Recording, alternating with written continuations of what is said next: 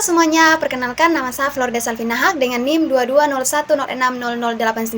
Di sini saya akan membawakan materi tentang perkembangan teori atom. Selamat menyaksikan. Oke baik anak-anak, jadi materi kita pada hari ini tentang perkembangan teori atom. Dimana di sini ada teori atom Dalton berdasarkan hukum kekalahan massa atau Lavoisier dan hukum perbandingan tetap atau Provence. Yang pertama itu ada atom merupakan partikel terkecil yang digambarkan seperti bola paja dan tidak dapat dibagi lagi. Atom dari unsur yang sama, massa dan sifatnya sama. Senyawa tersusun dari atom-atom yang terdiri dari dua unsur atau lebih dengan perbandingan tetap dan tertentu. Reaksi kimia merupakan pemisahan dan penggabungan kembali atom-atom sehingga atom tidak bisa diciptakan dan dimusnahkan. Nah, yang berikut ada kelebihan dan kelemahan teori atom Dalton. Kelebihannya itu dapat menjelaskan hukum kekalahan massa dan hukum perbandingan tetap. Sedangkan kelemahannya itu tidak dapat menjelaskan seperti bagaimana cara atom saling berikatan, sifat listrik materi, perbedaan antara atom unsur yang satu dengan atom unsur lainnya. Yang berikutnya ada teori atom Thomson. Berdasarkan percobaan sinar katoda, Joseph John Thomson menyatakan yang pertama, atom mengandung elektron yang bermuatan negatif dan elektron tersebut tersebar merata di dalam seluruh atom.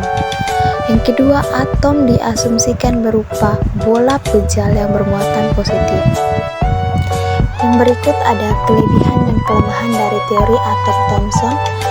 Kelebihan yaitu ditemukannya partikel subatomik, yaitu elektron yang bermuatan negatif, membuktikan bahwa atom bersifat netral yang tersusun dari partikel-partikel yang memiliki muatan positif dan negatif.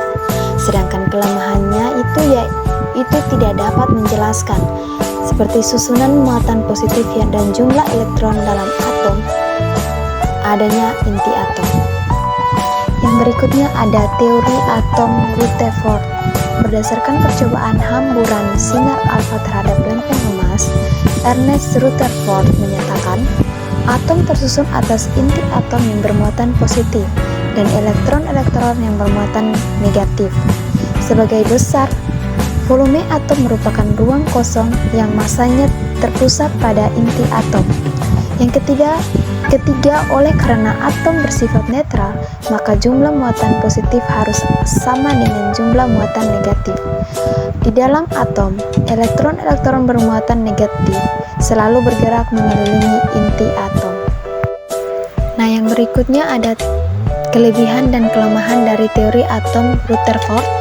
Kelebihan yaitu dapat memberikan kesimpulan bahwa atom tersusun dari inti serta elektron yang mengelilingi di mana satu sama lain terpisah oleh ruang hampa.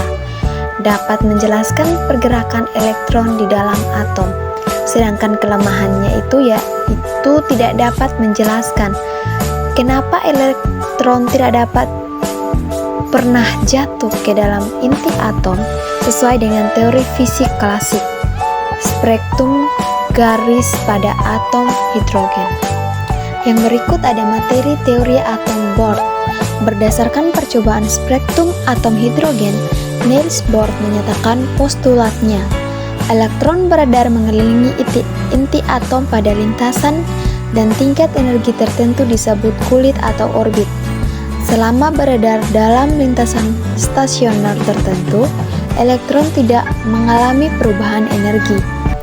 Elektron dapat berpindah dari lintasan dengan tingkat energi rendah lintasannya yang tingkat energinya lebih tinggi dengan menyerap energi. Sebaliknya, elektron dapat berpindah dari lintasan yang tingkat energinya lebih tinggi dan lintasan yang tingkat energinya lebih rendah dengan memancarkan energi. Yang berikut ada kelebihan dan kelemahan dari teori atom Bohr. Kelebihan teori atom Bohr yaitu dapat menjelaskan tentang spektrum atom hidrogen secara akurat, dapat membuktikan adanya lintasan elektron untuk atom hidrogen. Sedangkan kelemahan dari teori atom Bohr yaitu tidak banyak menjelaskan tentang spektrum warna dari atom yang memiliki banyak elektron, tidak dapat menjelaskan tentang adanya garis halus dalam spektrum hidrogen karena elektron dianggap sebagai partikel. Model atom Bohr memiliki nilai momentum sudut lintasan ground start yang salah, tidak bisa mengetahui intensitas relatif dari garis spektrum, tidak bisa menjelaskan atom selain atom hidrogen. Lalu yang terakhir ada teori atau mekanika kuantum atau modern. Ilmuwan yang berperan yang pertama ada Louis de Broglie 1924, teori dualisme gelombang partikel elektron. Yang kedua ada Werner Heisenberg 1926, ajas ketidakpastian. Yang ketiga ada Erwin Schrödinger 1926, teori persamaan gelombang. Kedudukan elektron dalam atom tidak dapat ditentukan secara pasti. Yang dapat ditentukan adalah daerah kemungkinan atau kebolehjadian menemukan elektron terbesar atau orbital.